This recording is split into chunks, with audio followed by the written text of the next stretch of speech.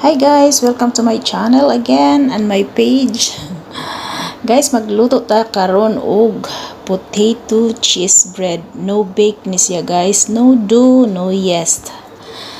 Ayan, super yummy ni siya guys. I-try ninyo. Kalimutan nyo inyong pangalan. Guys, ito yung ating mga ingredients. Imimix natin ang lahat. Ang flour, milk, melted butter, pinch of salt, and vanilla essence. Guys, i-mix lang natin siya using a spatula or spoon or whatever you have in your home. Mix natin konti sa ating kamay guys, tapos form a bowl and cover with cling wrap, then set aside. Yan siya guys, tapos ang atin ang mga potato atong i-magic i-boil bitaw nato guys. Tapos after boiling ato na siyang mashed potato. Ganyan lang siya guys, tapos lagyan natin siya ng black pepper, salt, and mayonnaise. Mix together and then set aside na po nato guys. Are na sadta sa atong dough. I-flatten natin ang atong dough guys, round like a plate.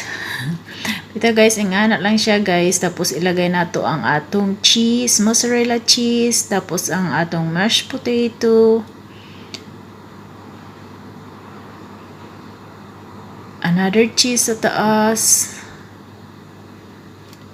Nala siya guys, tapos ato na siyang i-close guys ang edge, ang isig kakilid ato na siyang ipalibot, atong i-close yung maayo guys para dili manggawas ang mga cheese nato. Piluta jud yung maayo. After ana guys, ato na siyang i-flatten gamay gamit ang rolling pin. Gamay lang siya nga pagka guys, dili kaayo ana lang mura sa plato nya. Sawok magbutang tag butter, dahil ibutang na to ang atong dough. Pahira na tog butter ang taas para inigbali na nasa siya butter. Balihon na to guys. Kuwang pa siya gamay pagka brown guys. Ayan, nag-practice og flip. Hello Myat. Sorry, nag-practice sa guys. Ato usang balihon guys og kausa. Ayan, okay na siya guys nga pagka brown. Gawas magamay akong cheese sigara na eh. Napagod na gamay guys kay pag flip na nako nga nilayat ang dough. Ayan na siya guys, ready na siya. Ayan na, i-flip Myat, maluoy ka.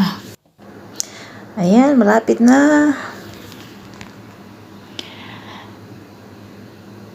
Charan! Ayan na siya guys, ready na siya for cutting and serving.